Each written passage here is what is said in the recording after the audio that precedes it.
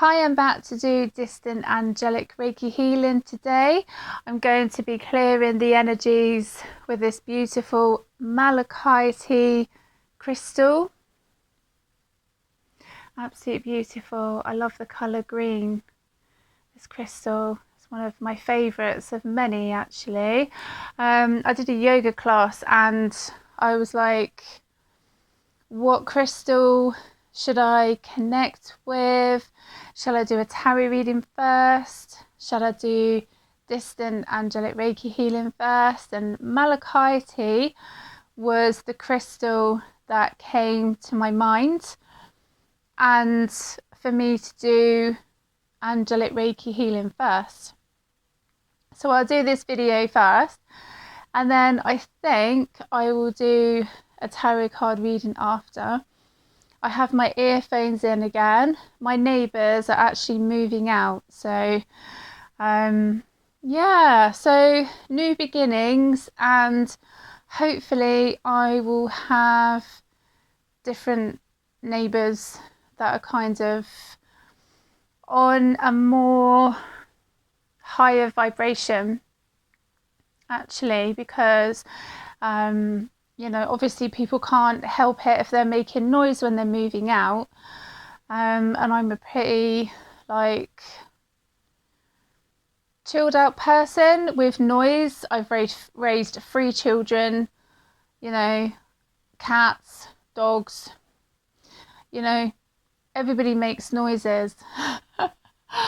But to an extent, when people like me are trying to do videos like this, it kind of gets a little bit annoying really, because some people I don't know, what do I say, they're just on a different vibration, they're just on a different energy level, and I think with how some people are, I kind of need to accept that, if that makes sense, in that way. But what I've been noticing actually, because I do listen to other videos and other readers and healers, and friends of mine also do readings and do healing, is a lot of competition, a lot of there's always going to be competition, you know, to an extent, because some people are on a different vibration. We get back to that, you know, some people are really competitive, and what was it, the conversation that I had with a friend over the phone? It was the kind of thing of that when people are like building their business, they don't need to step on anyone to get there. Those were her words actually, when we had a conversation recently. Those were her words, and she said, well, at least with what I do and what other people do that are on a different vibration, at least people like that don't step on anyone to get to where they are, and they don't play dirty. It's quite interesting, because I think the last reading I did featured the chess game card, and I kind of had a conversation saying to her about that, and she was just laughing. Because we had a conversation to do with her kind of situation, and she said, no way. I don't think she's had a chance to listen to that reading, but she said, I can't believe that that's come up. And I said, well, yeah, it did. So that's kind of interesting. So no one's perfect. No one is perfect. At the end of the day, they're not. But I think that there is a fine line in regards to being happy for people and what they've achieved as well. Like for me, example, sometimes it's the kind of thing that I charge too much for my healing. I don't think I do actually, because there's other healers that charge twice the amount that I do. even for my readings, like for my healing, for my healing, I charge £30 a session, and that's between 20 and 30 minutes. But sometimes if a person needs healing for longer, then I will do that. I'll do the healing for longer. So, and it's nice for them to relax in the beginning and kind of get into a relaxation state of mind. And then when they're finished, some people go off. Literally, they go off because if they haven't had a good night's sleep, or there's things going on that they've not been able to relax, they take that time, which is really good actually, if they've not been able to take time out of their life to actually drift off for a little bit. And it can take people a little while, like 5-10 minutes, to actually come to and actually just have a rest on the couch, sit up, have a drink of water. So it's just also having that consideration, because everybody's different.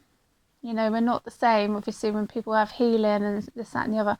And for my readings, I charge 25, and I've paid double that when I've had readings with people. So, it's totally up to them. I mean, I've had sessions, example, I've had past life regression sessions, 7-generation shamanic healing sessions, and both of the therapists are charged £75 for an hour session. So that's just my cat having a scratch. Hello, are you having a scratch, my little girl? Hey, bless you. What was I saying? Yeah, so everyone's different. But what's kind of like come to my mind is, even with people making their things, people that have got their own business. I mean, I try and buy from friends. I used to go to Glastonbury, actually, the events there as well, and buy candles and crystals and all sorts of lovely, lovely things. And I try and buy from small businesses because I think it's great of people being creative. Everyone's unique in what they create. So I would rather, and that's another thing that my friend was saying to me on the phone, was of supporting small businesses instead of the big corporations, because obviously, they've got quite a fair bit money wise, like financially, so they kind of that's fair enough, whatever. But it's just interesting, the conversation that we were having in regards to that. But it's interesting when I find certain people with their creations and what they're doing, and it kind of, what I've picked up is that some people are very, very supportive. My products, for example, I've had some friends buy from me, and I'm really grateful for that actually, because I use the products myself, and I used to get products from Unique, like makeup and skincare, which I still do to a point, but I just thought, I've got all these essential oils, and I've got a beautiful rosemary herb bush in my garden, and I thought, I need to do something. I need to do something creative. And that's when I decided to make my holistic products, which is brilliant. It does take me a while, because when I make some, I make a big batch of them, and to wake up in the morning and see everything that I've made, it's like I'm really happy with myself for doing it. And I don't smoke anymore. I don't really drink. So I kind of decided to use my money to do something creative, but also to help in regards to health and my health, like my rosemary elixir. I take that every day. And a friend of mine, she had an operation, and she's unfortunately got some scarring from it. So she puts the rosemary elixir in her bath. And my daughter actually found a goodie bag that I sent her like ages ago. And she said, Mum, you know, I'm going to try the rosemary elixir in my bath. And I said, well, that's what my friend does as well. So, you know, people can have their own ways of using the products, but my whole point was that people do creations, and it is a sense of achievement. And I just, even artists, like I've got so much art in my home, it's incredible. I can't actually fit any more actually on my walls because I just haven't got the room. But there's a clairvoyant artist, Katie, and she does some incredible, and I have to kind of stop myself from buying some of her stuff, because for me, I mean, obviously presents is different for me because I haven't got any room. So, but what I wanted to make a point of is the people who make creations, you know, they do them themselves. And there's some people who kind of like, they're not happy that they're people that are successful with doing that. And I would love to organise at some point doing a workshop, if I can get the space to do it. I would love to do a workshop where people can make like what I make, like a paper body scrub, body butter, rosemary elixir, what else is there? Wild orange sugar scrub, room sprays. You know, I'd love to do that. And I did actually do a event with a friend of mine. I went to a school in London, I think a couple of years ago, and they did a pamper day for all the teachers and the headmistress. And I just thought, oh, I wonder what they're going to be like with like the essential oils and everything else. And I was helping them make the sugar scrub, and my friend was helping them make the rollerballs. And I had the best day ever. It was really good. And that's what encouraged me. I said to my friend, you know what, when I get home, I'm going to get all the ingredients and I'm going to make the sugar scrub and the rollerballs. And I just haven't looked back. I've just added more to my collection. And eventually I think I'd like to do that.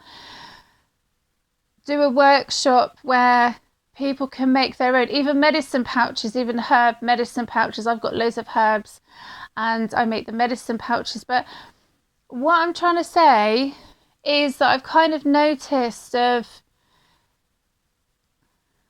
how do I say this? The kind of way of people making their own stuff, and then kind of other people being like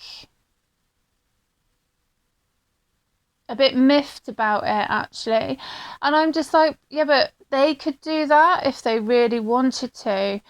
Like friends of mine are like, oh, I don't know how you can make all your products. I don't know how you can do this. What else? I don't know how you can do events, because they don't feel confident enough. And the first event I think I did on my own, because I was doing the essential oils, was in Dorchester, and I thought, oh, I've got to drive all the way to Dorchester and do an event on my own. but it was really good. I really enjoyed it. And sometimes people need to take themselves, I think this is my point actually, people need to take themselves out of their comfort zone. So if there's something that people feel that they can't do, like really can't do, they get anxiety or get something about it, maybe see if they can do it. Maybe give themselves a challenge to do it. Like when I make my products, I've got to put like my mind to it, because I put my music on, like the headphones on, and then before I know it, it's like midnight and I've made loads of stuff. And then some days I think, I haven't got the motivation to do it. You know, so to me, I kind of went out of my comfort zone, I think, of doing events, making my products, and I'm really pleased with what I've achieved. So people may be going out of their comfort zone and doing something that they didn't think that they could do. So anyway, I've chatted long enough, but I just wanted to kind of get that out there, I think. You know, I was thinking about it when I was doing my yoga class, and I thought, shall I do angelic Reiki healing? Shall I do a tarot reading? What should I, what shall I think about? What shall I talk about? And then I was going to do the healing first, and then I thought, no, I'm going to just make a point about some things. But I just want to say I'm really proud of all the ones that have gone out of their comfort zone to do, like people with holistic events when they never thought that they could do holistic events, or making their own products and they never thought that they would achieve what they've achieved. You know, I mean, I'm not a millionaire, not yet anyway, and I'd know exactly what to do with that money. I would have a wellness centre, yeah, and I would employ my friends like reflexology, tarot readers, angelic Reiki healers, you know, all sorts of people. That's what I would do. So that is my goal to do, is having a wellness centre where people can come, you know, and a lot of the time, obviously with the cost of living is very tricky for a lot of people, donation based, which would be good. And if there's any other artists that can donate some of their work in exchange for a reading or healing or anything else, then that would be really good to do as well. So that's on my mind to do, and I would love to manifest that. I think that would be absolutely incredible, to be fair. Okay, so I'm going to do some distant angelic Reiki healing. So when you're ready, take a deep breath in and out. If you wish to close your eyes, that's okay.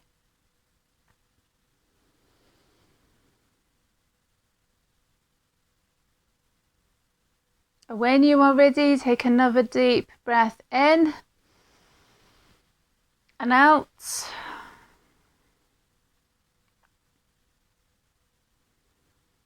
I'm going to close my eyes. You can close your eyes or keep them open, but I like to close my eyes. And just connect with the amazing healing of angelic Reiki.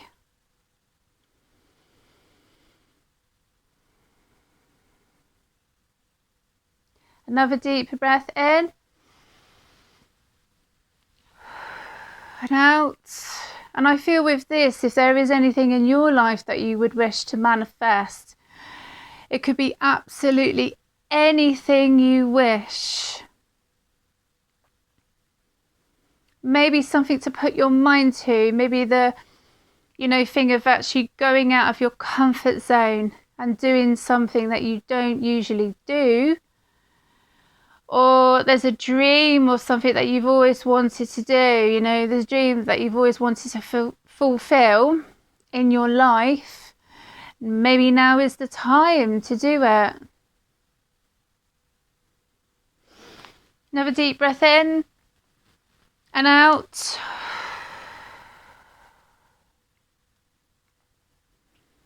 Sometimes going out of our comfort zone can be the best thing that we've ever done. It can be scary, it can be overwhelming, but once we've done it, it's worthwhile. Maybe it's just taking that first step. I'm going to pull a card actually, Quantum Illumination guidance cards. I love these cards.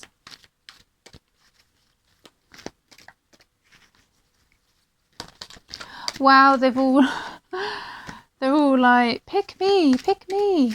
I'm like, one at a time.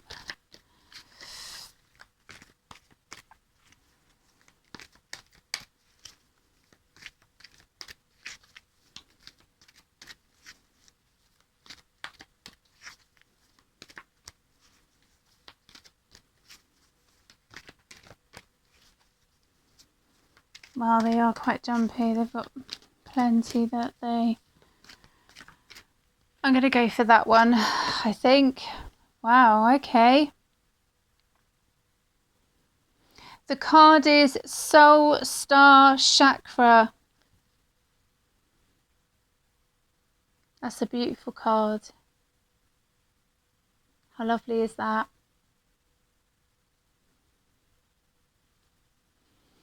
The Soul Star Chakra is your highest connection from your crown chakra to main source of creation itself. You can tap into this never-ending energy source, for you are part of God. Shine on and feel it. That's beautiful. Yeah, Soul Star Chakra. I like that card. I'm also interested actually, the card at the bottom, because it was quite significant last time, I think, when I did Angelic Reiki healing. So I was like, right, let's have a look at the card at the bottom. The card at the bottom is Enter the Sun. Beautiful. These cards are amazing. I love them. Okay, I'm just going to read this one. Enter the sun's rays of energy within your heart, as this will fill you with golden light of divine light and love. This is where your ability to shine resides, so that you can help others to do so too. Shine on. Wow, they're both like really significant in their own way. Soul Star Chakra, Enter the Sun. Oh, I love them. Really, really lovely. So I'm going to kind of do a little bit more, I think, distant healing. Take a deep breath in and out.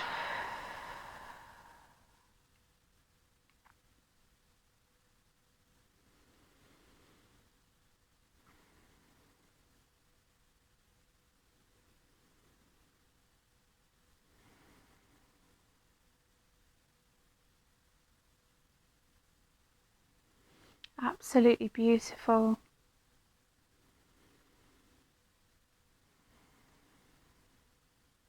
Really glad I decided to do this distant angelic Reiki healing video today.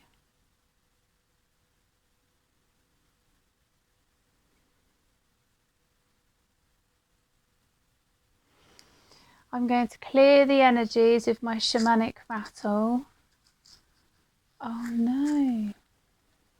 I think I need to fix this. Oh, this keeps happening with this rattle. I don't know if because my cats have got a hold of it. or what, I don't know, but kind of comes apart quite a lot, unfortunately. It's so lovely, and I've already fixed it before, so hopefully that should be it. I think the cats get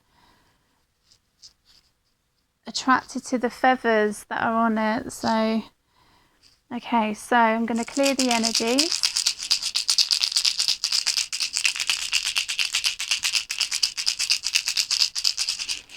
And I hope you have enjoyed this distant angelic Reiki healing video, and I will see you again for another one.